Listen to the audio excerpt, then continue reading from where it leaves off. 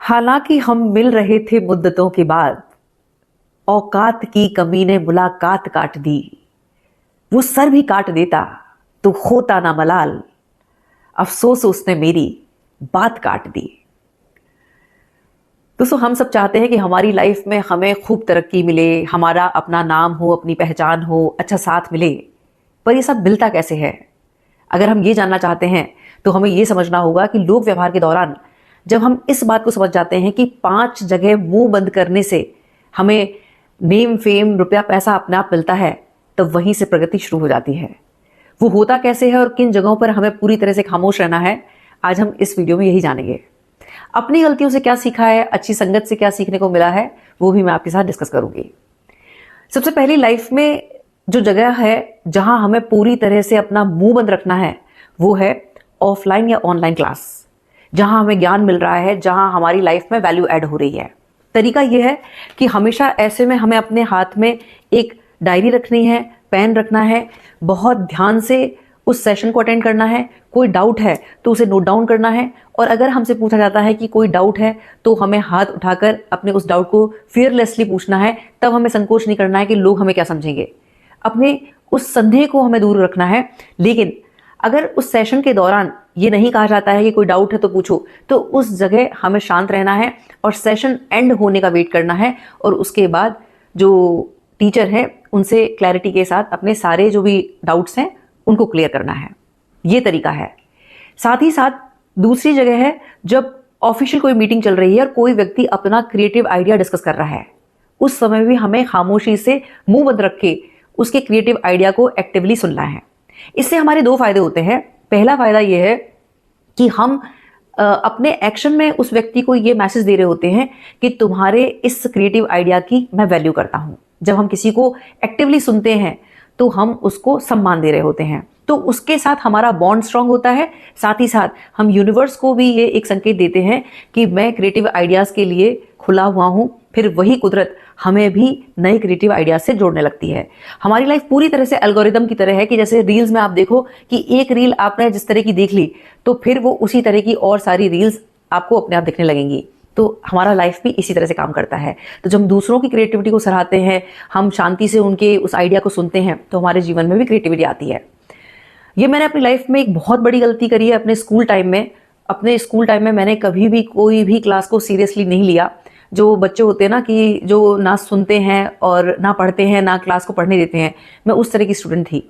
लेकिन इसका जो प्रभाव था मुझे तब पता चला जब स्टैंडर्ड 12th के बाद मैं पूरी तरह से दिशाहीन थी। मुझे पता ही नहीं था कि जिंदगी में करना क्या है। थॉट्स में कोई क्लैरिटी नहीं थी, कोई नॉलेज नहीं था।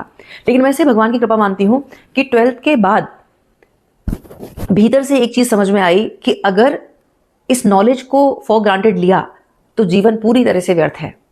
और उसके बाद कॉलेज टाइम में सिंसियरली एक अच्छे स्टूडेंट की तरह सीखना समझना शुरू किया, और उसका परिणाम ये था कि लाइफ में बहुत अच्छे मेंटोर्स मिले जिन्होंने अनकंडीशनली लविंगली वो सब कुछ साझा किया। एक्स्ट्रा माइल्स जाके उन्होंने हेल्प करी, अच्छे नोट्स दिलाए, सब कुछ किया। अच्छे जो जीनियस स्टूडेंट्स थे उनके साथ दोस्ती हुई, और उसके बाद से आज तक का दिन है कि कभी भी कोई भी सेशन है उसको बहुत सीरियस नोट पर सुनना समझना है, नोट्स लिखने हैं। उससे हमारे विचारों में क्लैरिटी आती है और हम हमेशा आगे जीवन में तरक्की करते हैं। तो पहला पॉइंट में हमें ये ध्यान रखना है। दूसरे पॉइंट में हमें ये समझना है, जो हम में से बहुत सारे लोगों के साथ गलती होती है, मैंने भी ये गलती बहुत की है, आज भी कई बार हो जाती है, लेकिन खुद को याद दिलाती हूँ। पहली गलती है अपना मुंह तब बंद रखना है जब सामने वाले को क्रोध आ रहा है, या हमें क्रोध आ रहा है, या हम इमोशनली स्टेबल नहीं है, या फिर आधी अधूरी अगर हमने कोई बात सुनी है तो हमें ट्रिगर होकर तत्काल हमें उनको कॉल करके या फिर मैसेज करके उनसे बहस नहीं करनी है। मेरी लाइफ में ये बात है, 7 साल पहले की बात है। मेरी एक बेस्ट फ्रेंड है और चाइल्डहुड फ्रेंड है वो मेरी एक्चुअल में। उसने अपनी ज़िंदगी का दुख सुख हमेशा मेरे साथ शेयर किया, मैंने भी उसके साथ अपना दुख सुख हमेशा शेयर किया। बॉन्ड इतना प्यारा कि जिसका कुछ कहना नहीं। 7 साल पहले हुआ था कि उसका वो एक रिलेशनशिप में थी और वो बंदा अपने हिसाब से उसको चलाता था, और वो अपने उस रिलेशनशिप को लेकर बहुत समर्पित थी। वो ठाकुर जी के बाद अगर किसी को इतना वैल्यू देती थी तो वो उस पर्सन को देती थी, और वो लड़का हमेशा उसको फॉर ग्रांटेड लेता था। तो जब भी वो रोती थी तो मुझे इस बात की बहुत तकलीफ होती थी। अब होता ये था कि जब वो अपना दुखड़ा रो रही है तब उसे अच्छा लगता था कि हाँ दीप्ति मुझे सुन रही है, तब उसकी जो फ्रस्ट्रेशन थी वो मुझसे कहती थी। लेकिन जब मुझे गुस्सा आ रहा है उस बंदे पे, तो मैं जब उसके बारे में कहती थी तो वो उसको अच्छा नहीं लगता था। तो एक दिन बातें इतनी बढ़ गई थी कि उसने जब वो सब चीज़ें मुझसे डिस्कस करी तो मैं ब्लास्ट हो गई, और वो इतना बुरा ब्लास्ट था कि उसका प्रभाव हम दोनों के उस रिश्ते पे आया और हमारी 7 साल बात नहीं हुई। और फिर मेरी भी लाइफ में कुछ ऐसे चैलेंजेस थे कि मैं उसमें बिजी थी, वो अपने में बिजी थी। और 7 साल बाद जब हम वापस कनेक्ट हुए तो उसके बाद सबसे अच्छी बात इस दौरान जो मैंने सीखी, आज भी उसकी ज़िंदगी में वही बंदा है और वो उस तरह से फॉर ग्रांटेड उसको लेकर चलाता है। हालांकि वो मूव ऑन करने की कोशिश कर रही है, लेकिन उसके बाद आज अंतर सिर्फ ये है कि अब अगर वो मैसेज करके बता रही है कोई सिचुएशन और मैं ट्रिगर हो रही हूँ, तो मैं उसको ये बोल देती हूँ कि हाँ मैं अभी बिजी हूँ, मैं बाद में बात करूंगी, क्योंकि मुझे पता है कि अभी मैं ट्रिगर हो रही हूँ तो मुझे एक टाइम चाहिए और अभी मुझे चुप रहना है। तो उससे फायदा ये है कि हमारा एक हेल्दी रिलेशनशिप है, और उस सिचुएशन को पता चल गया, उस ट्रिगर पॉइंट को समझ लिया, तो हम उस कॉन्फ्लिक्ट से बच गए। आप भी अपने जीवन में अगर ध्यान दें तो ये चीज़ याद करें कि कभी भी खामोश रहने से उतना रिग्रेट नहीं हुआ है जितना बोल देने से रिग्रेट हुआ। जब हम क्रोध में थे, जब हम डिस्टर्ब थे, कहीं का गुस्सा हमने कहीं पर निकाल दिया, तो उस चीज़ का मलाल हमें आजीवन रहता है। इसलिए ऐसी परिस्थिति में भी हमें चुप रहना है। अब अगर हम तीसरे पॉइंट को डिस्कस करें तो तीसरा पॉइंट है, जब कोई व्यक्ति अपना दर्द हमारे साथ साझा कर रहा है तो ऐसे में मुंह बंद रखना है। बहुत सारे लोग इस बात की गलती करते हैं, वो क्या करते हैं कि जैसे किसी ने अपना दर्द बताया तो हाँ मेरी मौसी के साथ भी ऐसा हुआ, हाँ मेरे मामा जी के साथ भी ऐसा हुआ। वो व्यक्ति अपना दर्द इसलिए बता रहा है क्योंकि उस समय वो चाहता है कि उसे सुना जाए। हमें उस समय बोलने की जरूरत नहीं है, हमें सिर्फ उसको सुनना है। ठीक इसी तरह से अगर कोई व्यक्ति अपने जीवन का अनुभव सिखा रहा है, अगर कोई व्यक्ति अपने जीवन का स्ट्रगल हमारे साथ शेयर कर रहा है, तो ऐसे में हमें बहुत ध्यानपूर्वक उसके उस संघर्ष से सीखना है। यहाँ भी बहुत गलती अक्सर लोग करते हैं कि अगर कोई सोशल गैदरिंग में बात चल रही है और सीरियस नोट पर कोई व्यक्ति अपना अनुभव बता रहा है, बेशकीमती अनुभव जो हम लाखों रुपया भी खर्च कर दें तो भी नहीं मिलेगा, उस समय लोगों को ये रहता है कि अरे ये चाय अभी ठंडी है, ये समोसे गरम लेके आओ, ये चटनी बदल दो। ऐसे करने से कहीं ना कहीं हम उस व्यक्ति की जो बात थी उसके वजूद को खत्म कर रहे होते हैं, उसकी विश्वसनीयता को खो रहे होते हैं। साथ ही साथ कहीं ना कहीं हम ब्रह्मांड को भी संकेत देते हैं कि हमारे लिए अनुभव मायने नहीं रखता है, हमारे लिए चटनी समोसे मायने रखते हैं। लेकिन उस पूरे क्राउड में जो व्यक्ति एक्टिवली शांत होकर मुंह बंद होकर जब उस स्पेसिफिक पर्सन को सुन रहा होता है तो वो उस व्यक्ति का विश्वास जीत लेता है। मैं आपको बताऊं, मैं अपनी जिंदगी में इस मामले में बहुत ब्लेस्ड हूं कि बहुत अच्छे लोगों का साथ मुझे इसीलिए मिला है, और उन लोगों ने मुझे वो सारी पावरफुल नॉलेजेस जो मतलब लाखों रुपए की वो फीस लेके सिखाते हैं, वो स्टूडेंट्स को जो पे करके वो देते हैं, वो सारी नॉलेज मुझे उन लोगों से इसलिए मिली क्योंकि सिर्फ एक इस कला को सीख लिया था कि किसी को बीच में टोकना नहीं है और उसको ध्यानपूर्वक सुनना है।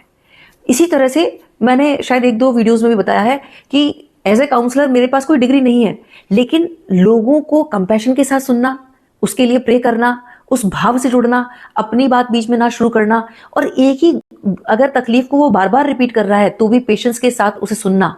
कभी ये नहीं कहना कि यार पका रहा है, यार फेडअप कर रहा है। उससे हम उस व्यक्ति का विश्वास जीतते हैं। मैं आपको बताऊं कि ये मेरी लाइफ की सबसे बड़ी अचीवमेंट है। जो हमारे पास सेशंस आते हैं, 95% केसेस ऐसे होते हैं जहां उस व्यक्ति को पता होता है कि ऐसी सिचुएशन में उसे करना क्या है, लेकिन वो अपने आप को इस पूरी भरी दुनिया में इतना अकेला असहाय महसूस करता है कि वो चाहता है कि कोई विश्वसनीय इंसान उसे मिल जाए जहां वो अपना दुख साझा कर ले। और जब भी उसके जीवन में कोई तकलीफ होती है, दुख होता है, तो वो ऐसे व्यक्ति को ढूंढना चाहता है कि जो उसको बिना जज करे उसको सुन ले, उसको समझ ले। और जब अपनी बात कहने का भी एक सही समय होता है, तो वहां जब कोई अपना दुख शेयर कर रहा है तब हमें मुंह बंद करके उसको सुनना है। इसी तरह से कोई अपना एक्सपीरियंस शेयर कर रहा है तो भी हमें सुनना है। अब अगर हम चौथे पॉइंट की बात करें तो चौथे पॉइंट में बहुत सारे लोग गलती करते हैं। कभी भी हम किसी सोशल गेट टुगेदर में हैं और अगर कोई ऐसा टॉपिक छिड़ गया है जो कंट्रोवर्सी का है, तो हमारा बोलना हमेशा उसमें आग में घी डालने का काम करेगा। तो ऐसे में शांत रहना सबसे अच्छा तरीका है। कई बार ऐसा होता है कि इंसान सिर्फ उस समय अपने ईगो में होता है और वो सिर्फ उस कॉन्फ्लिक्ट को और उस सिचुएशन को जीतना चाहता है। तो इससे क्या होता है कि जिसने हमें उस इवेंट में बुलाया है, उस गेट टुगेदर में बुलाया है, तो वो माहौल खराब होता है। गेट टुगेदर्स का जो उद्देश्य होता है वो ये होता है कि इस सुंदर माहौल को हम जी लें, उसे एक अच्छी याद बना लें। और इसका मतलब ये नहीं है कि हम सच को सच नहीं कहेंगे। सच को सच कहने का तरीका भी ये है कि सोशल मीडिया का जो प्लेटफॉर्म हमें मिला है वो इसलिए मिला है कि हम अपनी भावनाओं की अभिव्यक्ति सही तरीके से कर पाएं। आप वीडियोस बनाएं, आप लिखें और अपने लिखकर उन भावों को शेयर करें, तो आपकी ही विचारधारा के लोग आपके साथ कनेक्ट होंगे।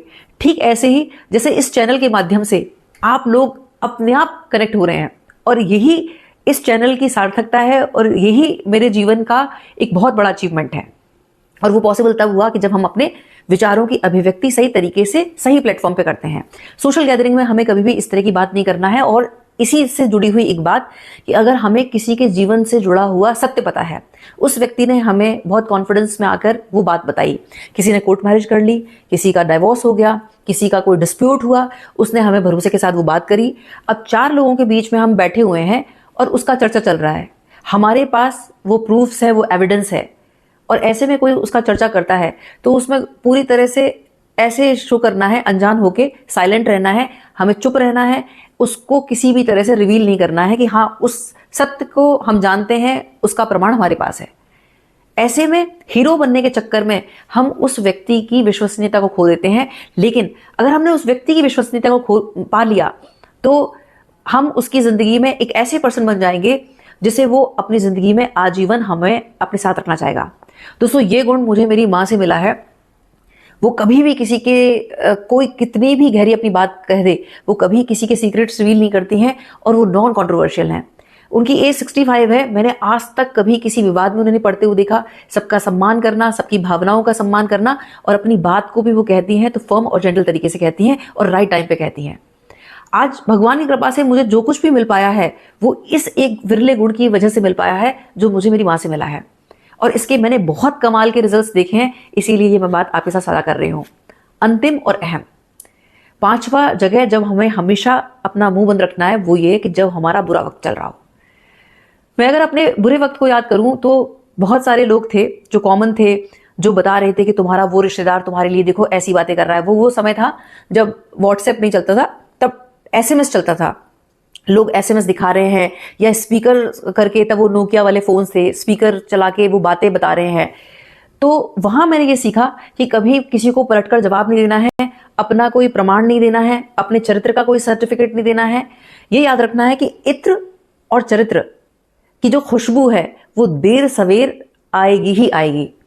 अच्छा चरित्र भी नहीं छुपेगा और इत्र की जो महक है वो अपने आप बिखरेगी।